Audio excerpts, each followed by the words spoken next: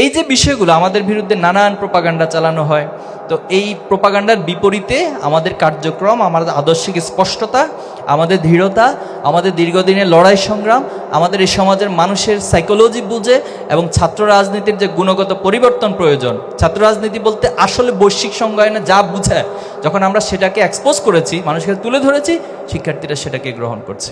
এখন এটা যখন হচ্ছে, একটা শ্রেণীর মধ্যে এখন কষ্ট, তাদের অনেক কষ্ট হচ্ছে। তা আমরা তো তাদেরকেও বলেছি যে ভাই আসেন ভালো কাজে প্রতিযোগিতা করি। আমরা ভালো কাজে প্রতিযোগিতা করে তখন সেটা সমাজ পুরো ভালোর একটা পরিবেশ তৈরি হয়ে যাবে। কিন্তু যখন ভালোর বিপরীতে খারাপের প্রতিযোগিতা হয়, তখনই তো সেখানে সমাজে কনফ্লিক্ট তৈরি হয়, সেখানে এক ধরনের হানাহানি, বিদ্বেষপূর্ণ এক ধরনের অস্থিরতা পরিবেশ তৈরি হয়। ছাত্র শিবির আজকে এখানে নবীনবরণ আয়োজন করেছে, আমি শুনতে পেয়েছি এখানে অনেক কনস্পাইরেসি হয়েছে, তো কোনোভাবে ছাত্র শিবিরের নবীনবরণকে আটকানো যায় কিনা। তাই এই নবীনবরণকে আটকে আপনারা কি উপকার করবেন, কি লাভ করবেন? বরং আমি আপনাকে বলছি, আপনি আগামীকাল বা আগামী সপ্তাহে এখানে এর চেয়ে বড় এক নবীনবরণ আয়োজন করুন।